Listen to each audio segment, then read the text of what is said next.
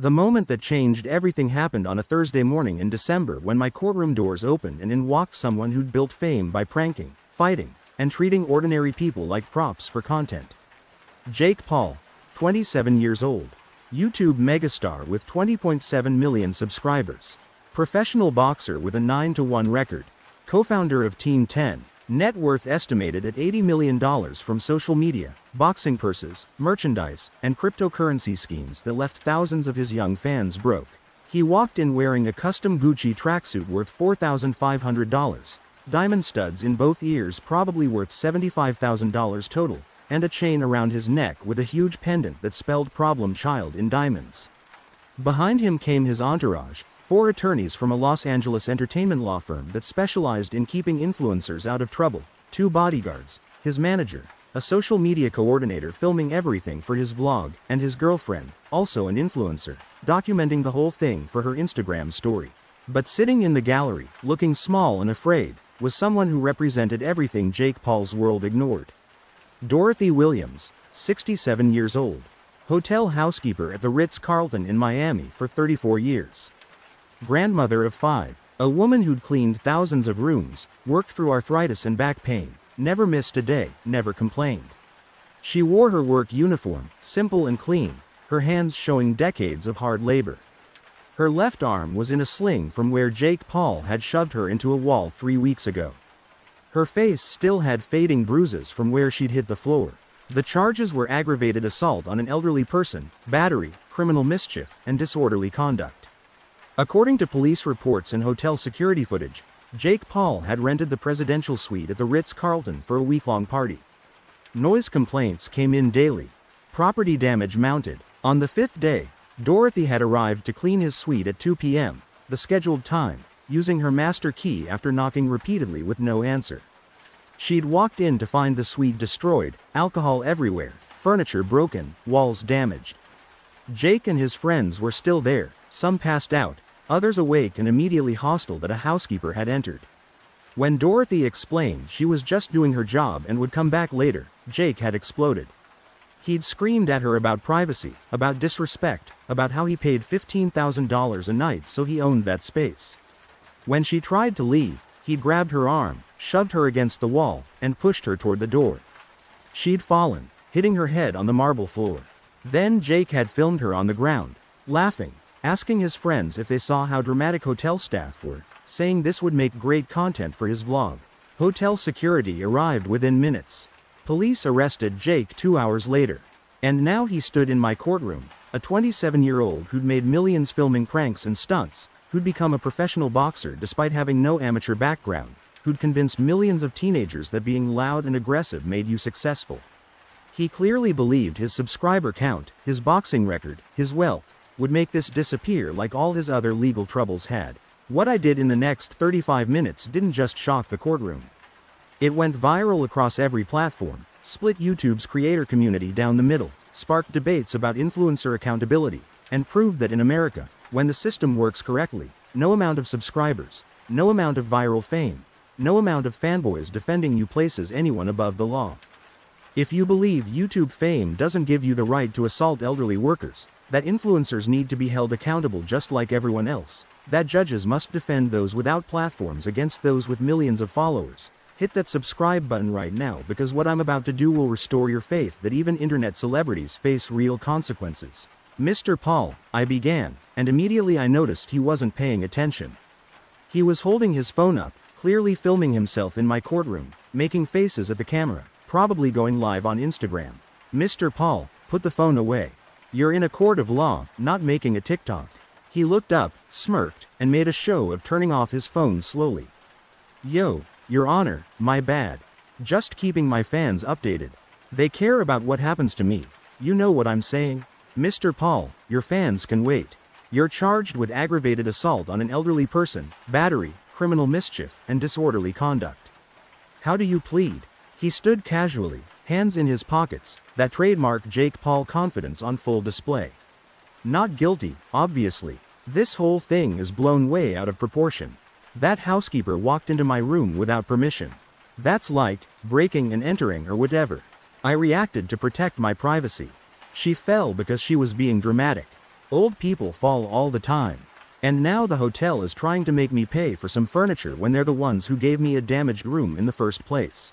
His lead attorney, Richard Hoffman, stood immediately. Your Honor, my client is a public figure who deals with constant invasion of privacy. This incident was a misunderstanding that escalated due to my client's legitimate security concerns. Ms. Williams entered his private space without proper announcement. In the entertainment industry, unexpected intrusions can be genuinely threatening. Mr. Hoffman, your client was staying at a hotel. Housekeeping has scheduled access to rooms. Your client knew this when he checked in. He doesn't own that suite. He rented it, and hotel policy clearly states housekeeping enters at designated times. Your Honor, my client pays premium rates. He expects premium privacy. Mr. Paul, I said, you're aware the hotel has security cameras throughout the property, including in the hallways? Yeah, I guess. Why? Because we have footage of this incident. Ms. Park, please present the evidence. Assistant District Attorney Jennifer Park approached with a tablet. Your Honor, we have comprehensive security footage from the Ritz-Carlton. Hallway cameras, elevator cameras, and audio from Ms. Williams's communication device she was wearing per hotel protocol. May I play it? I nodded. The lights dimmed. The first segment showed Dorothy Williams pushing her housekeeping cart down the hallway toward the presidential suite at 2:03 p.m. She moved slowly, the way elderly people with arthritis do, but with purpose and dignity. She stopped at Jake Paul's door, knocked loudly 3 times, waited 15 seconds, knocked again, announced herself clearly, housekeeping, scheduled cleaning. She waited another 20 seconds. No response. She swiped her master key and entered. The hallway camera showed her inside for maybe 10 seconds before Jake Paul's voice erupted, loud and aggressive, though the words were muffled. Then the door flew open. Dorothy stumbled backward into the hallway, clearly pushed from inside. Jake Paul appeared in the doorway, shirtless, wearing expensive designer sweatpants, his face flushed with anger. The audio from Dorothy's communication device picked up everything. Jake's voice, screaming, "What the hell is wrong with you? You just walked into my room. Do you know who I am?" Dorothy's voice, calm and professional despite obvious fear. "Sir, I knocked multiple times. I announced myself. It's 2 p.m., your scheduled housekeeping time. I'm just doing my job." Jake's voice, "I don't care about your schedule. This is my room. I paid $15,000 for this week. You don't just walk in here." Dorothy's voice, "Sir, I apologize for any inconvenience. I'll come back later. Let me just leave these fresh towels." Jake moved toward her. The camera showed him getting in her face, towering over her. She was maybe 5 feet 2 inches, he was 6 feet 1 inch. The size difference was dramatic. Jake's voice, "No, you're not leaving towels. You're getting out, and you're going to tell your manager that Jake Paul doesn't want to be disturbed. You got that, Grandma?" Dorothy's voice, still professional, "Yes, sir. I understand. I'll note that in your file. Have a good day." She turned to leave, pushing her cart. That's when Jake grabbed her arm. The camera clearly showed him reaching out and gripping her left arm, pulling her back around to face him. Jake's voice, "Wait, did you see inside my room? Did you take pictures? Are you going to sell stories about me? Is that why you came in here?" Dorothy's voice, now frightened, "No, sir. I would never. I'm just a housekeeper. I've worked here 34 years. I don't even know how to sell stories." Jake's voice, mocking, "You don't know how to sell stories. Everyone knows how to call TMZ, Grandma. Everyone wants their 15 minutes. But you know what? You're not getting famous off me." He shoved her. The camera showed it clearly. Both hands on her shoulders, a hard push backward. Dorothy stumbled, her cart rolling away, and she fell against the wall, then slid down to the marble floor. The sound of her body hitting the ground echoed in the hallway. Jake's voice, "Oh damn. Yo, guys, come see this." Other young men appeared in the doorway, Jake's friends, all filming on their phones. Jake was filming too, standing over Dorothy as she lay on the ground, clearly in pain, holding her arm. Jake's voice, laughing, "Bro, this lady is so dramatic. She barely touched the wall and she's acting like she's dying. This is what's wrong with people. They see a celebrity and they try to get a lawsuit. Watch. She's probably going to sue the hotel and try to blame me." One of his friends laughing, "Yo, Jake, you just pushed a grandma. Jake's voice. She violated my privacy, bro. What was I supposed to do? And look at her, she's fine. Old people are so fragile. Probably wants workers' comp or whatever. Dorothy's voice, weak. Please, I need help. My arm. Jake's voice. You need help? Call your manager. Tell them not to send housekeepers to my room without texting me first. This is ridiculous. He turned and walked back into his suite. His friends followed. The door closed. Dorothy lay on the hallway floor for 2 minutes before another hotel employee found her and called for help. The second segment showed hotel security arriving. The third showed police arriving. The fourth showed Jake being arrested, initially refusing to comply, arguing that he was the victim, that Dorothy had violated his privacy, that this was all a setup, that the hotel was targeting him because they were jealous of his success. When the lights came back on, the courtroom was silent. Several people in the gallery looked physically sick. I looked at Jake Paul, whose face showed nothing, just that same smirk, like this was all still content, still entertainment, still part of his brand. Mr. Paul, I said slowly, you just watched yourself assault a 67-year-old woman who was doing her job. You pushed her to the ground. You stood over her mocking her while she was injured. You filmed her without consent while she was in distress. Do you still maintain your innocence? Richard Hoffman stood quickly. Your Honor, my client was reacting to what he perceived as a threat. Celebrity home invasions are real. Stalkers are real. My client has had genuine security incidents. When Ms. Williams entered without proper warning, my client's fight or flight response activated. The push was defensive, not aggressive. Counselor, your client wasn't in danger. Ms. Williams is a 67-year-old grandmother with arthritis. She weighs approximately 110 pounds. Your client is a 27-year-old professional boxer who fights at 200 pounds. There was no threat. There was only entitlement. Your Honor, my client is prepared to pay for Ms. Williams's medical expenses. He's prepared to apologize. He's prepared to make a substantial donation to the Hotel Workers Union. But criminal charges for what was clearly an accident are excessive. Mr. Paul, did you intentionally push Ms. Williams? Jake stood. Look, Your Honor, I was frustrated. I'd been partying all week. I was hungover. Someone walked into my space.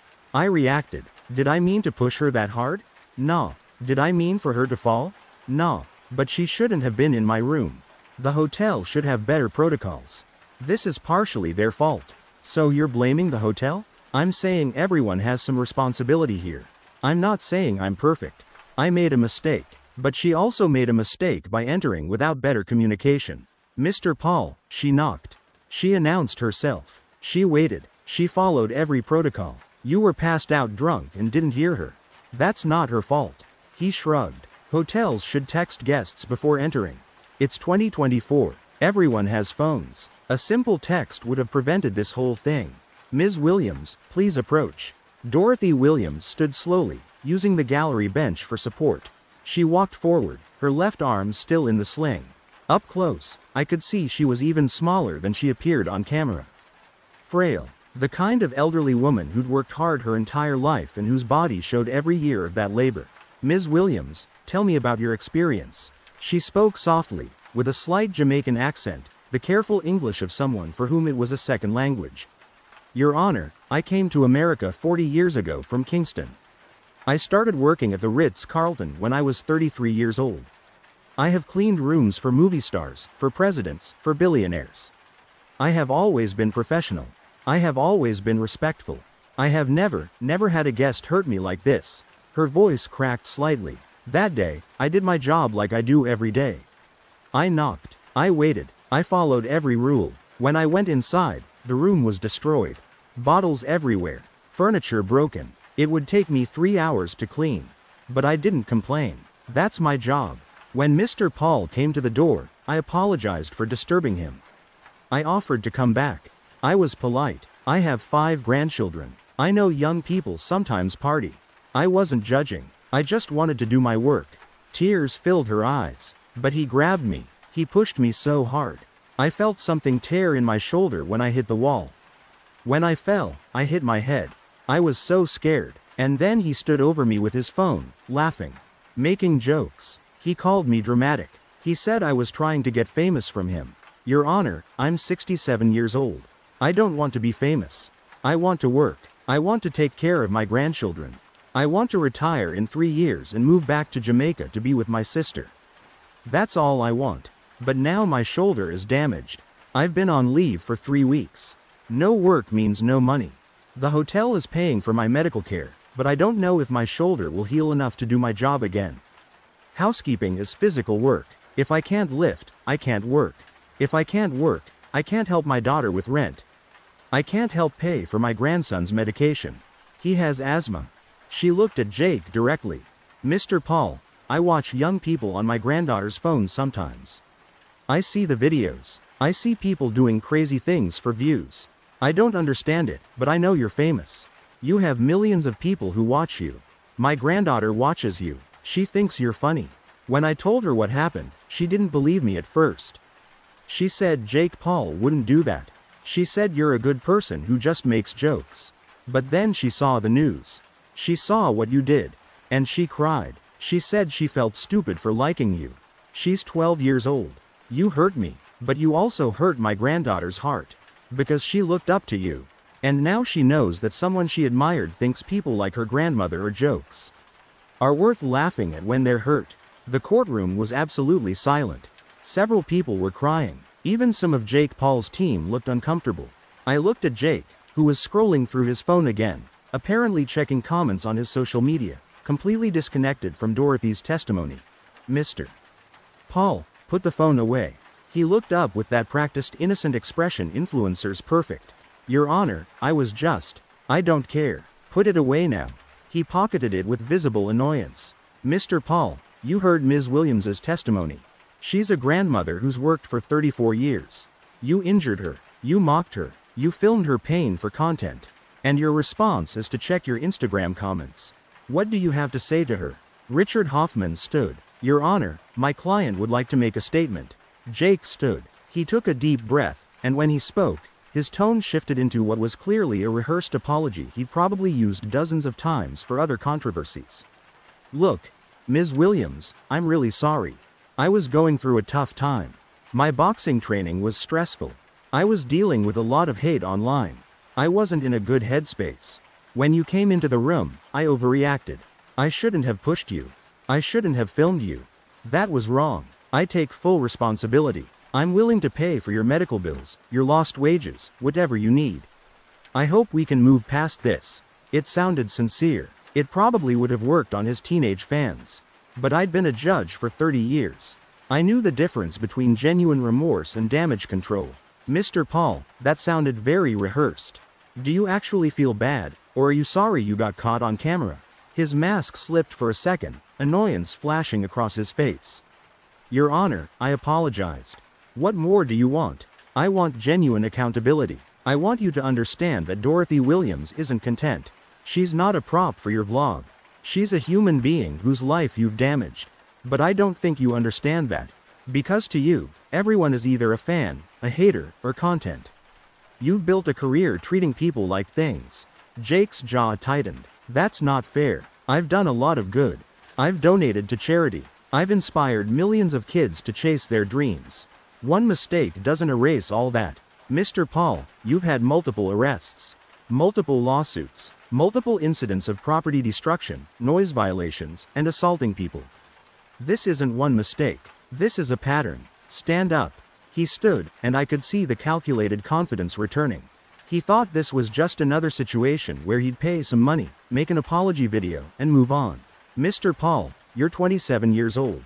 You're a professional athlete. You're a successful businessman. You have millions of people, including children, who watch your every move. You have influence, and you've used that influence irresponsibly. You've normalized aggression, disrespect, and treating ordinary people as entertainment. Here is my finding. You are guilty of aggravated assault on an elderly person. The video evidence is irrefutable. You physically attacked a 67-year-old woman who was doing her job. You are guilty of battery. You caused her substantial bodily harm. You are guilty of criminal mischief for the destruction of hotel property. And you are guilty of disorderly conduct. His face went pale. Your Honor, I'm not finished. Because you assaulted an elderly person, Florida law allows for enhanced sentencing. For aggravated assault on an elderly person, 2 years in state prison. For battery, 1 year to be served consecutively. For criminal mischief, 6 months. Total of 3.5 years in custody. The courtroom erupted. His attorneys were shouting. His manager was already on the phone. His girlfriend was crying. Jake himself looked genuinely shocked, his mouth hanging open, like he'd never considered prison was possible. Richard Hoffman was screaming, "Your Honor, 3.5 years for a first-time violent offense? This is outrageous. My client has no prior violent convictions. This is clearly motivated by his celebrity status. Counselor, your client has prior arrests for assault, for riot, for criminal trespass. This isn't his first offense. It's his first conviction because he's always paid his way out. Not this time. Additionally, I'm ordering Mr. Paul to pay $500,000 in restitution to Dorothy Williams. This includes her medical expenses, her lost wages, compensation for permanent shoulder damage that may prevent her from working, pain and suffering, and a substantial amount for the emotional distress he caused her and her family. I'm also ordering him to complete 200 hours of community service working with elderly care facilities when he's released, so he can learn to see elderly people as human beings, not content. And I'm issuing a court order prohibiting him from posting any content about this case, about Dorothy Williams, or using this situation for his social media in any way." Jake found his voice. "You can't do that. That's my First Amendment right. I have a right to tell my story. Mr. Paul, you have no right to profit from your crime. You have no right to turn your victim into content. You monetize everything. Not this. This is insane. My fans need to hear my side. This is censorship. Mr. Paul, one more outburst and I'll add contempt of court to your sentence. Bailiff, take him into custody." Officers moved forward. Jake pulled away initially. "Yo, wait. Can I call my manager? I have sponsorship deals. I have a boxing match scheduled. You can't just." The officers handcuffed him. Jake was looking at his attorneys desperately. "Fix this. Appeal this. This judge is crazy. I'm Jake Paul. I don't go to prison." As they led him away, he was still talking, still performing, even in handcuffs. "This is going to be the biggest comeback story ever. When I get out, everyone's going to see how corrupt this system is. I'm going to come back stronger. This is just another chapter in the Jake Paul story." "Ms. Williams," I said, "do you have anything you'd like to say?" Dorothy stood slowly. She looked at Jake being led away, and when she spoke, her voice was soft but clear. "I forgive you, Mr. Paul. I hope you learn. I hope you become better. Not for me, for my granddaughter, for all the young people watching you. They deserve better examples." Jake paused at the door, looking back at her. For just a second, something flickered across his face. Maybe shame, maybe understanding. Then it was gone, and he was back to performing, shouting about appeals and corruption as the doors closed. Within minutes, it was trending worldwide. YouTube exploded. Half the internet called me a hero. Half called me a tyrant. Jake's fans flooded my social media with threats. But other creators, including many in Jake's own circle, posted videos saying it was time for accountability. That YouTube fame doesn't mean immunity. That influencers need to face real consequences. 2 months later, the Florida District Court of Appeals upheld my sentence. Their opinion stated, "Celebrity status does not diminish criminal culpability. When public figures with massive platforms commit violence, courts must consider their influence on impressionable audiences." Judge Caprio's sentence appropriately balances punishment and deterrence. Jake Paul is currently serving his sentence at Brevard Correctional Institution. Dorothy Williams received her restitution, underwent shoulder surgery, and is currently in physical therapy with hopes of returning to work part-time. Her granddaughter started a TikTok account discussing positive role models and has gained 400,000 followers. If this story moved you, subscribe. Share it with anyone who needs to understand that YouTube subscribers don't place you above the law, that elderly workers deserve dignity and protection, that real influence means using your platform responsibly.